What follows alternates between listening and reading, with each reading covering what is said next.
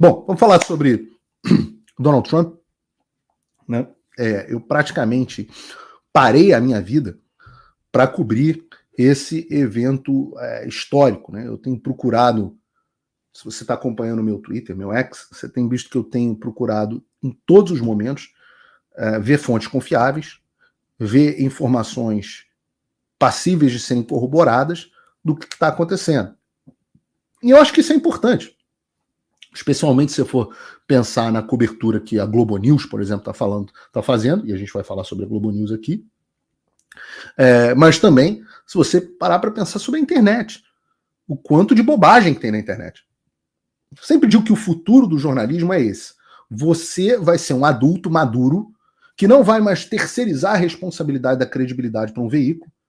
Você vai ser o veículo e você vai falar, olha, pô, eu acompanho o Paulo Figueiredo. Eu gosto do Paulo Figueiredo. Paulo Figueiredo é o cara que eu confio.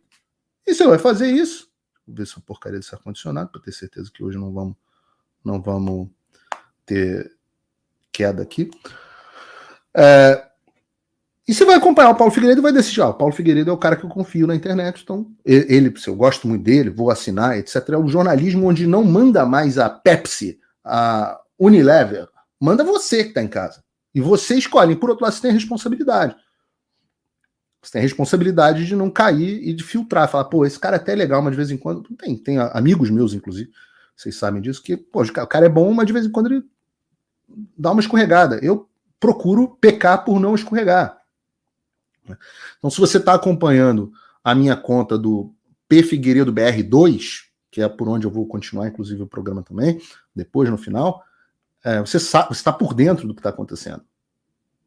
E eu faço uma reflexão para vocês. Se não fosse, como seria o mundo se este atentado tivesse acontecido em 2021, por exemplo? Onde o X estava na mão daqueles vagabundos, censores que estavam agindo em conluio com a Casa Branca. A gente sabe, a gente tem documentos, a gente tem e-mail mostrando a Casa Branca falando, pô, tira essa história aí, pô, isso aqui, melhor você não... Pô, dá uma censuradinha, dá um shadow ban nessa conta, igual o Alexandre tá fazendo agora comigo.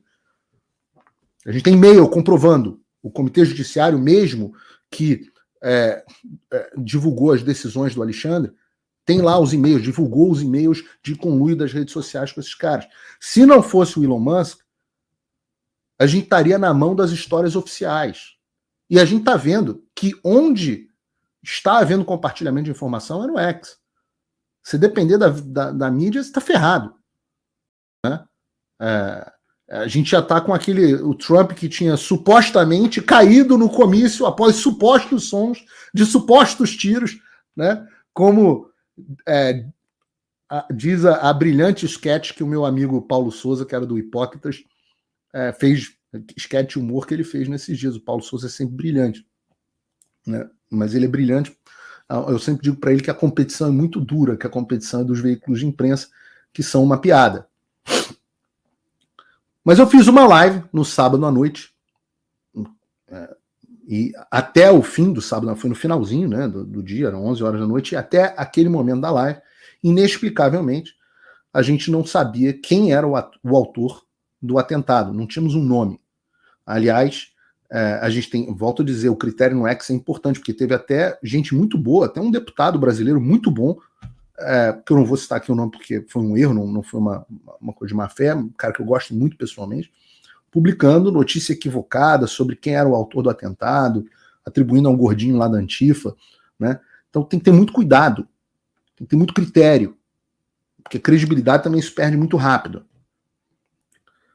Mas a gente não sabia quem era o autor. Até que no mesmo dia, mais tarde, quase que simultaneamente, enquanto o FBI dava uma coletiva de imprensa, dizendo que não tinham ainda identificado o suspeito, ou seja, eles estavam escondendo a identidade dele no público, porque um jornal de direita respeitado, o The New York Post, né, que é o jornal mais antigo dos Estados Unidos, o jornal do Rupert Murdoch, né, o mesmo jornal que revelou a história do Hunter Biden, vazou que o autor do atentado era esse sujeito que hoje todos nós conhecemos, o tal do Thomas Matthew Crooks. Mais tarde o FBI confirmou Depois do vazamento, ele confirmou, o FBI confirmou. O que, para mim, dá a impressão de vazamento intencional. Vamos falar sobre vazamento intencional envolvendo o Alexandre ainda no programa de hoje. E aí vieram as informações, começaram a vir mais informações sobre quem era o Crooks. Quais eram as informações? O FBI dizendo que o Crooks era um lobo solitário, que ele tinha agido sozinho, embora eles não soubessem ainda sequer o motivo, eles já tinham dito que o Crooks agiu sozinho. Disse que o Crooks praticamente não usava redes sociais. O sujeito não tinha, no background check, né, no antecedente criminal, não tinha nenhum antecedente criminal. Tinha feito doações, uma doação pequena para uma instituição de esquerda, que supostamente tinha sido registrado republicano. O pai dele era libertário, a mãe registrada democrata. Ele usou um AR-15, a arma que eu vou mostrar aqui para vocês mais tarde. Tinha sido comprado pelo pai dele há algum tempo. Primeiro disseram 6 meses antes, depois disseram em 2003, há essa discussão. Que ele era membro de um clube de tiro, onde o Carlos Bolsonaro frequentava. Mentira, estou confundindo os casos, esse é outro. Que ele tinha sido expulso do clube, do grupo de tiro da escola. As autoridades disseram que ele fez um planejamento meticuloso, que ele conseguiu de alguma forma subir no telhado sem ser detectado pela polícia ou serviço secreto, que ele não tinha identificação, que encontraram explosivos no carro dele, que ele tinha um diploma de associado em engenharia. Diploma de associate é um diploma que você tira aqui intermediário de 2 anos. Que ele trabalhava como auxiliar de nutrição num centro de idosos.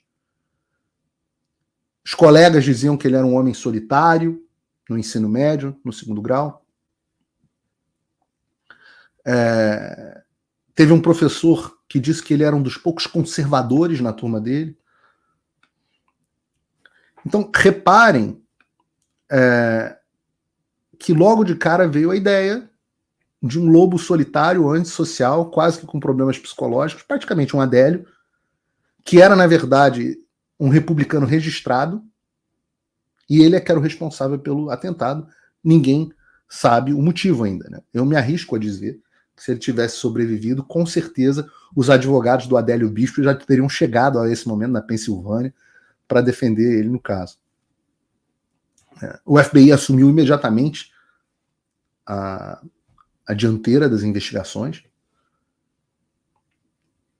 E a versão que passou a circular foi, então, a de que o atirador subiu no telhado.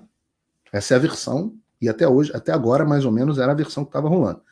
A de que o atirador subiu no telhado, que ele foi visto pelo público, que avisou a polícia local, que seria a responsável pela segurança fora do perímetro. Ninguém sabe por que o perímetro estabelecido pelo serviço secreto era tão pequeno, por que o serviço secreto ignorou um prédio com a visão direta do presidente, né? A gente sabe que a campanha do Trump tinha pedido mais agentes e mais recursos e não tinha recebido resposta do governo Biden. A gente sabe também que a maior parte dos agentes que estavam ali naquele dia eram emprestados, porque os agentes principais estavam ocupados num evento da primeira-dama Jill Biden, que também estava acontecendo, e outros tinham sido deslocados para a convenção republicana em Milwaukee, que está acontecendo agora, nesse momento. Então, essa distinção é importante, né? O Trump não é presidente dos Estados Unidos. Ele é ex-presidente e candidato. Então, ele não tem a mesma prioridade que tem o presidente e a família dele. Né? Mas, ainda segundo a história que circula, ao subir ao telhado, após alertas dos transeuntes, um policial teria subido e confrontado o Crooks, que ameaçou o policial com R-15. O policial saiu com medo, né? Tomou um R-15 na cara, e o Crooks imediatamente então teria reagido apressadamente atirando no Trump, e por isso que ele teria errado, embora ele tenha acertado, de fato, né?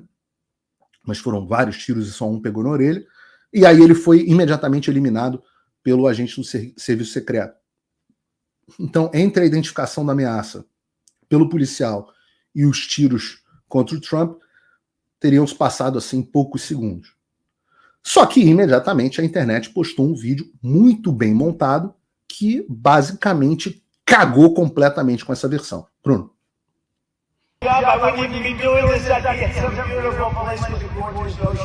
Look, they're all pointing. The Atlantic, maybe the Pacific. Yeah, someone's on top of the roof. Look. Ah. There he is right there. O cara tá dizendo, tem alguém no telhado. Right there, see him? Ali, ali, tá vendo? Down, see him? Yeah, he's laying down. E o áudio tá sincronizado com a fala do Trump. What's happening? O que tá acontecendo? Uma pessoa pergunta. Yeah, look. There he is. Olha lá, ele tá lá, ali. E o Trump tá falando. Os transeuntes vendo o cara.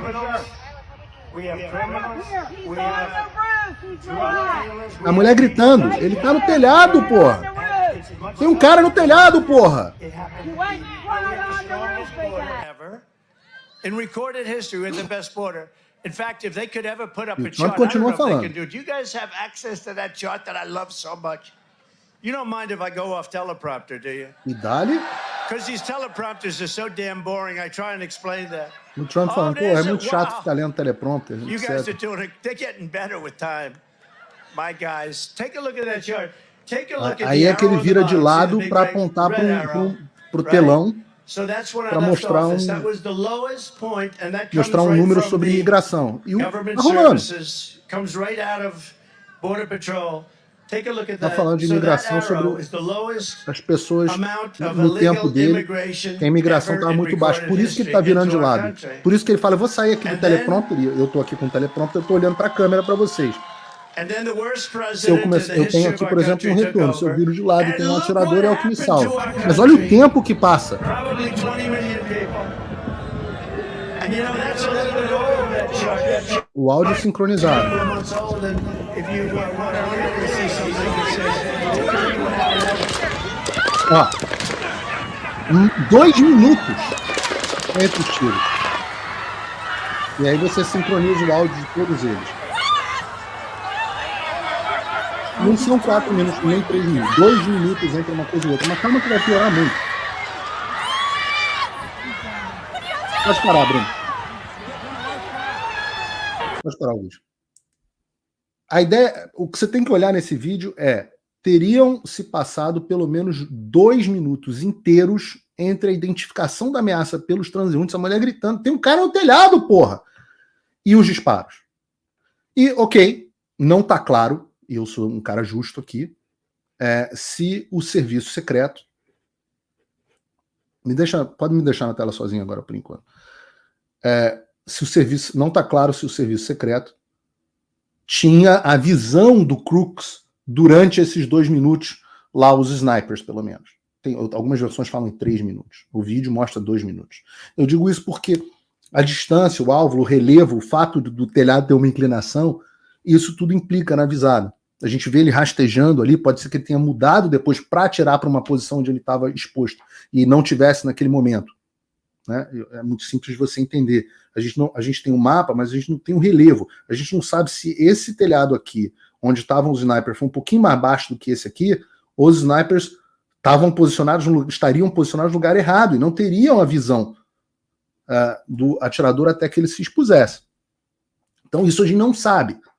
Mas a pergunta que fica é, porra, não tem rádio? Os caras, cadê aqueles pontos, né, que a gente vê nos filmes, o cara falando com a mão no ponto, né?